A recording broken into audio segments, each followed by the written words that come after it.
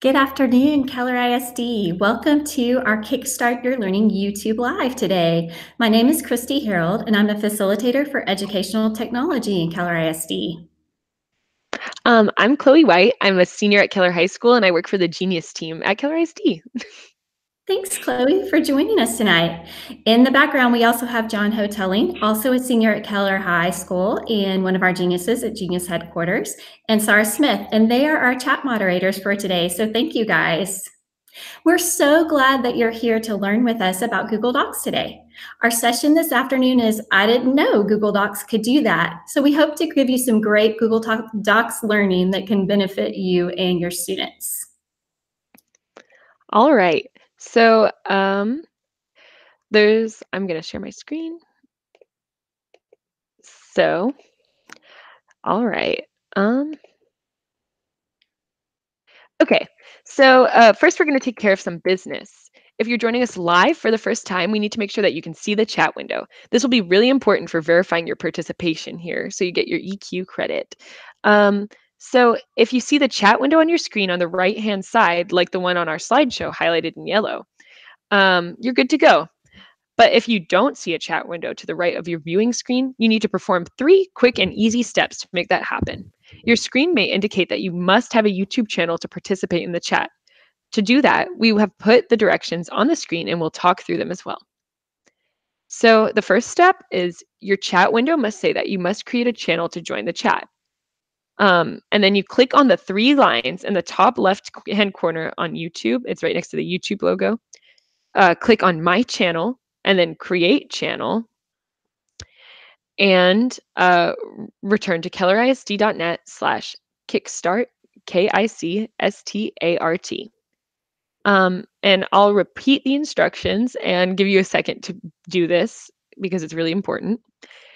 So first, your chat window may say that you must create a channel to join the chat. And then click on the 3 lines on the top left-hand corner next to the YouTube logo. Click on My Channel underneath the Home button. Then click Create Channel. And then return back to kellerisd.net/kickstart, KICSTART. Thanks, Chloe. While we give you a second to do that, I'm going to go ahead and start sharing my screen so we can get started in about 20 seconds.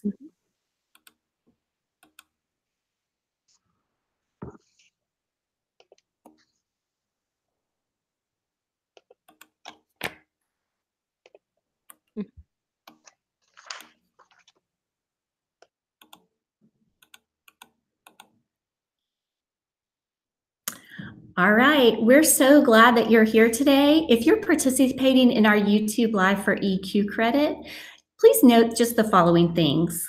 Please watch the entire live event. Please introduce yourself in the chat window right now or at the beginning of the event. Let us know who's here, what you teach, maybe what campus you're at. Please make at least one comment or ask a question during the event. We're going to give you several opportunities to participate, so we would appreciate all kinds of participation, especially questions. And then at the end of our event, we'll give you a link to fill out a form for your EQ credit. So let's go ahead and get started. Today, our focus is Google Docs. How are Google Docs different? Google is a product that works in your web browser, so you don't need any special software. The great thing about Google Docs is it's got powerful real-time collaboration features, and that has the potential to change the way we teach and the way our students learn. I know that you probably remember the days of saving a document, emailing it to someone to correct or fix or proofread, and as soon as that person on the other end made a change, your copy and your hard drive was no longer relevant. Well, those days are gone. Today, we hope to show you some basics in Google Docs that will make you more efficient and hopefully also just some powerful ways to use it with your students. Just a quick reminder, you can watch the YouTube Live and refer to this posted video later because we're recording it. So you can watch the things we do and go back later in the video to try them. Or you could try to do these steps along with us by having a Google Doc open in another window. And then again, during the event, please feel free to ask Docs questions in the chat window. We'll do the best we can to answer them. All right, Chloe, we're going to let you get started. So I'm going to stop sharing my screen. Mhm.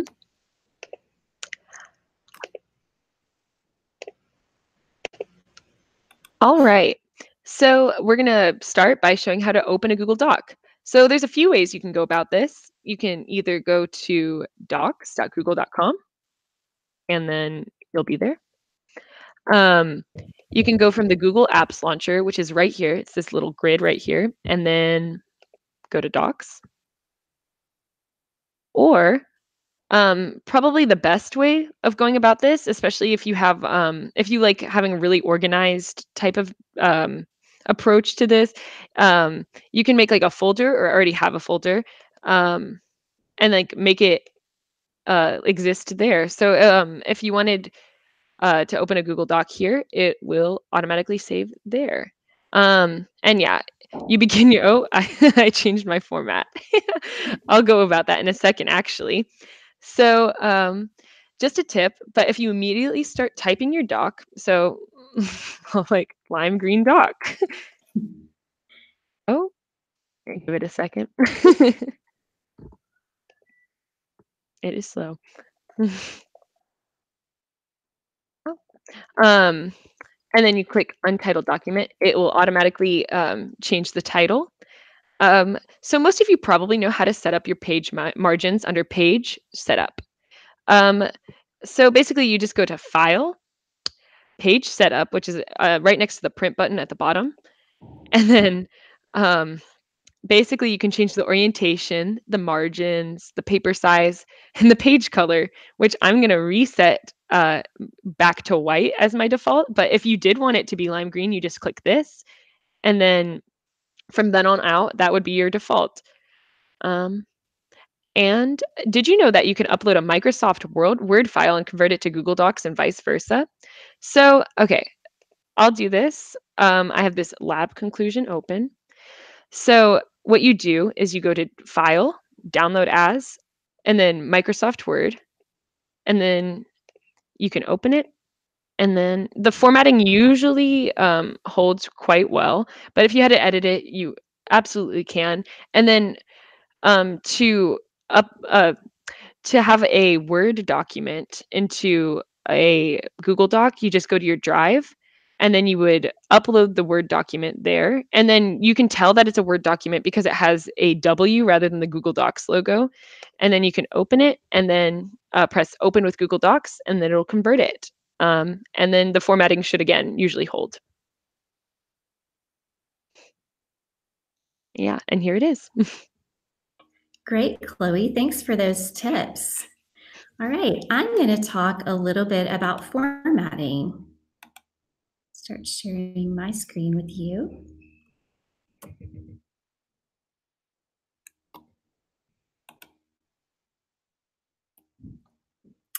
Okay, formatting can save you a lot of time and is very handy once you're comfortable using it. So I'm not sure if you know about this little styles button. Sometimes it's kind of a secret button that lives right here, but what it can do is pretty powerful. Typically, you would want to use this from the beginning of a document, but for purposes of showing you guys, we have opened The Sick poem by Shel Silverstein, which we're going to use quite a bit today. So Sick is the title of my poem. And so if I wanted to tell the Google Docs to make that the title, and I click on this little drop arrow and choose title, Google Docs is going to set that text apart, making it more of a title look.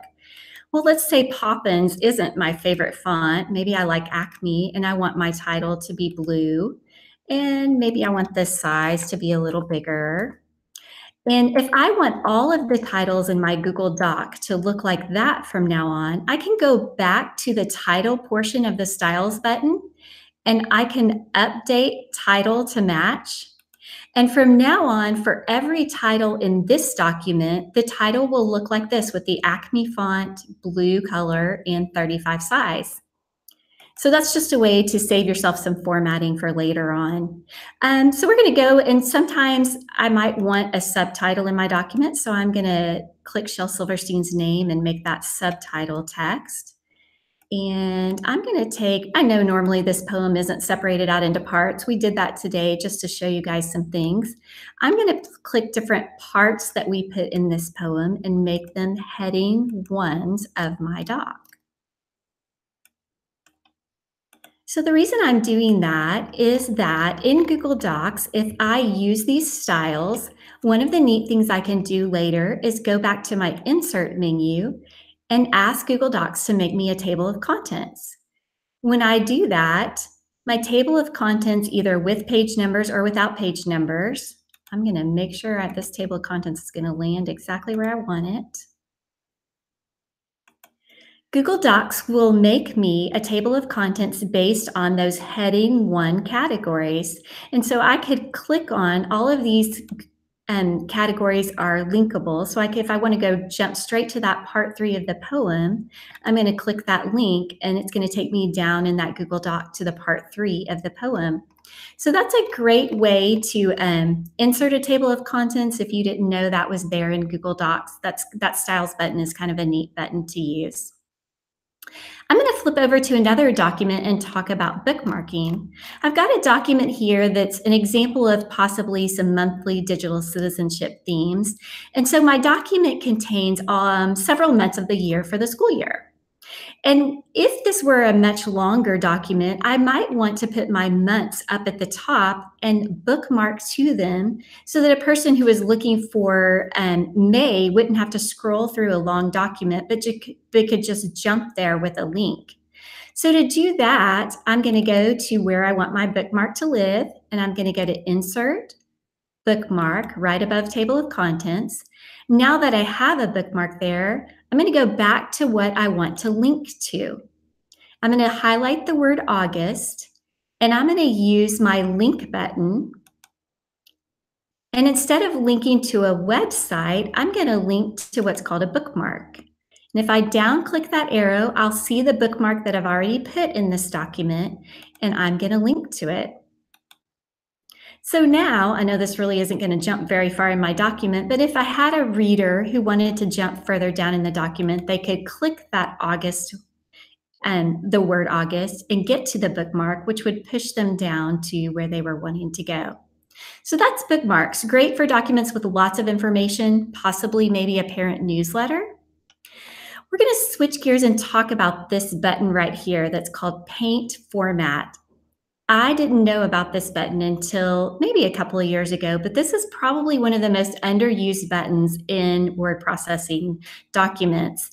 If I did my own formatting in a document and I wanted to copy it to something else, I could highlight a section or highlight the formatting that I'm wanting to copy, click my Paint Format button, and when I go back down to my document, you see that my cursor has turned into almost a paint roller. And what it wants to know is, what else do you want to look like this highlighted section? So if I wanted all of my August or part of my August title to look like the top title, I could highlight and let go, and it will mimic or copy that formatting. So that button is called Paint Format. Super convenient button to have. Let's talk about copying and pasting text. You probably know that when you copy text, you can use the shortcuts Control-C or Command-C and Control-V or Command-V to paste. If I'm copying from another source, such as a website, and I'm just going to go to this Common Sense Media website and highlight some text there. I'm going to Control-C to copy it. And I'm going to go back to my document. And now I wanted to paste it here. Well, you probably most likely know that it's going to paste the formatting from the website when I can Control-V or right-click and paste. So I'm going to Control-V, and I get the formatting that was in the website. If I don't want that to happen, there's a way that I can get around that. So if I go to where I want my information to be pasted and I right click, I have this option that's called Paste Without Formatting. You can see right here that there's also a shortcut, Control-Shift-V, Or you can, if you go up to your edit menu, you'll also see paste without formatting. So when I paste this, it's going to choose the formatting of the line right above it where my cursor was previously, but it's going to copy the formatting that I had in that document, which is super helpful. So I don't know about you guys, but when I switched to Google Docs, two buttons that I really missed up on my Microsoft ribbon were my enlarge capital A and my reduce font capital A. Two buttons that would automatically enlarge and reduce my font, usually by just one font point. And so there are shortcuts for that, which can make your life super easy. I know you can't see my keyboard, but the shortcut to enlarge your font is Control, Shift, and the greater than symbol or the greater than arrow on your keyboard. And my shortcut to reduce font is Control, Shift, and the less than arrow. So that's a super simple way to get that enlarge and reduce keystroke in just one, just keystrokes without having to come up here and change your font size. So what I want you to do right now is if you have a fun docs tip that you love, would you share it in the chat window right now? Maybe we can all learn a little bit from each other. And I'm going to turn it back over to Chloe, and she's going to talk about feedback in docs. All right, let me share my screen. All right, so we're back to the sick poem. Let's talk about Google Docs for feedback. Google Docs are meant to be collaborative and have amazing features just for that. You probably know that you can leave comments for others in Docs using the Add Comment button. So you can use that from the top menu, or I think this is the easiest way. You just highlight something and then you press this and then add a comment. All editors can comment and see comments, and then editors can click resolve when completed. I think this is really good for if you have if you have a group project, I think this could be really utilized for your students. Or, if you were editing something of your students, it's really, really good. So another way, if you had like multiple people on one document, which Google Docs absolutely has, you can do the same thing, but you can do plus, and I'll just do myself because I think I'm the only person has access to this currently. But you can say plus whoever's email and then tell them directly to add something or resolve something. I'll just add a smiley face. And then you assign it to them and then they have to do it. And as you can see, it was assigned to me. And it takes about 10 minutes for them to get this back, but they can perform the task and then click resolve when it's done. But yeah, it'll take about 10 minutes for them to get the email that they got this assigned to them. And then Google Docs also has something called suggesting mode. And to go turn your Google Doc into suggesting mode, you go up here to the stylus icon, and currently it's in editing mode, and then you change it to suggesting. And this might possibly be better for a group project, not necessarily teaching editing. It's like track changes in Microsoft Word. So after you do this, if you were really just trying to add a suggestion for a student, or someone else was like peer editing a document, like for an English essay or something like that, everything that you put is just like it'll be recommended to the person that is editing it. So if you were like, my left leg is broke, let's just say they spelled leg wrong, it's league. So you could like say, or maybe you wanted it to be league. You can actually just put that there, and that's what the student would see. And then they could literally just say accept suggestion, and then it would automatically do it. It's a really easy way to edit a document for someone else. Thanks, Chloe. Those are great tips. We're going to take a second now. I'm going to screen share with you guys again.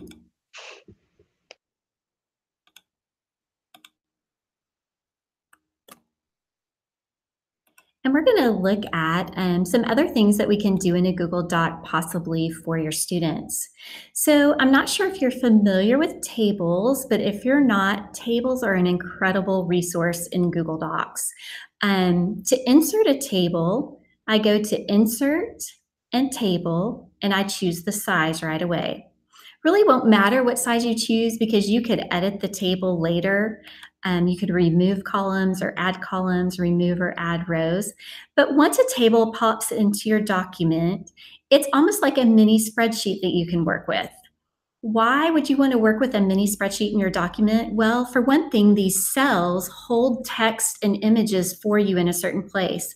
I don't know if you've ever had trouble with a picture floating around in the wrong place of a document, but one thing tables can do is hold information in the place where you want it.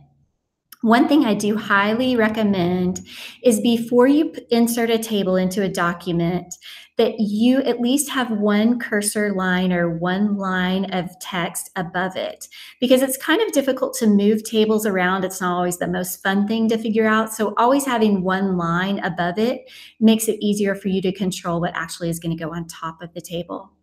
But in your table, you've got your rows, you've got your columns, and you probably know that you can format these in certain ways. When you're using tables, right-clicking is very much your best friend. Most of your options are always on the right-click menu for tables. So let's say I have this row at the top, but really what I want is just not 3 separate cells. I want one row at the top because this is going to actually be my title. Maybe I'm going to have my students do some butterfly research. And I want that cell, I want to center the title. I want it to be larger, so I'm going to use my shortcut to make that the size I want it. And maybe I want it to look a little different, so I'm going to add a blue bar behind that title so that it stands out. Then maybe I'm going to have some questions that I want my students to answer. I want them to do the research and put it in a cell, and then I want them to add an image. So I want my students to look at the life cycle of a butterfly.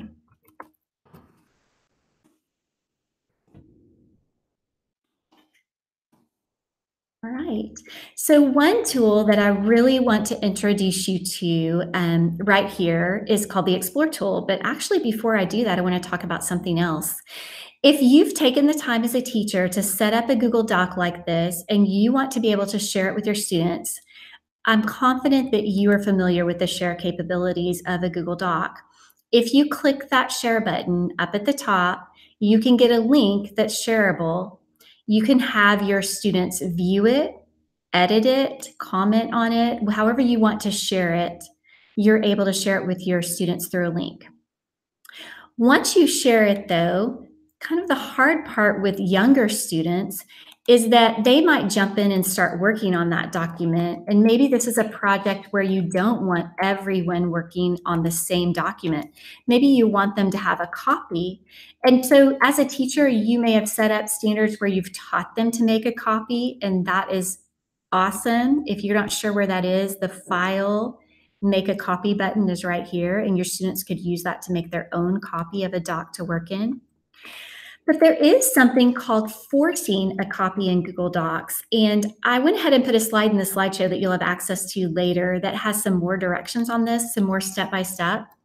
But if you take that link where you've already shared and you change the word edit to copy, what was right there before was the word edit. I just highlighted the word edit and changed it to copy. You're going to look at what that looks like. If my student took that and tried to use the link to open the document, they would not get to my document. They would get to this screen that forces them to make a copy before they go on. So that is a handy thing that Google Docs can do, and I wanted you to know about that before we moved on. Now let's talk about this awesome tool called your Explore tool. You should be able to get to it in the bottom right-hand corner of any Google Doc. It is also under the Tools menu up here. And your Explore tool automatically thinks about what is already in your Google Doc and what you're working on. When you are ready, You type in what you're searching for, so life cycle of a butterfly. And what you will see are some possible websites that might help you with that or help your students, some images, and it's also going to try to search things from your drive that you might already have about that topic you're searching on. If you choose one of these websites and click it, it's going to push you out. It's going to open in a new window. And I've already researched this content. I'm going to grab this content. We would never want a student to copy and paste it, but for time today, we are going to right click and paste it without the internet formatting. And I've got my research right there. Now, one thing that's super important writing papers today is that citing your sources. So if I go back over to this website and I just hover there, I've got this button with quotation marks. And if I click Cite as a Footnote, you'll see that I got a little 1 right here in my research. And it's cited in MLA format, the source that I used. If you need a different type of format, you can click these 3 buttons right here, and you could choose APA or Chicago format. But that citation is amazing, done for your students. I can also click over to images, and maybe this, I'm going to be sure I put my cursor in the right place. This is a great image to go with my project about butterflies, my research. If I click on that image, I have got the citation of where that image comes from. So that Explore tool is an amazing tool for kids. Let's talk about the history of a Google Doc. Because a Google Doc saves as you go, sometimes you might need to go back and view something you did before or the history of your doc. You can do that under the File menu by going to Version History. And if you click See Version History, over on the right, you're going to be able to see when this document was edited. This is super handy for teachers because I can see who did the editing. I can see when it happens. I can even expand it if lots of editing was done about the same time. If I'm using these 3 dots, I can name a version, like maybe this is what I want to keep, or I could make a copy of it. So I have a copy of what's done to this point, but also a copy of what was done to March 27th at 4:05. The other thing I can do is I can restore a document. Maybe everything I did from this point was not something I wanted to keep, so I could restore back in a version in history. So that's some helpful hints with history. File history can be a super helpful thing with Google Docs since they save as you go. Chloe, I'm going to pass it back to you and let you talk about Google's other tools real quick. All right. So I'm going to share my screen.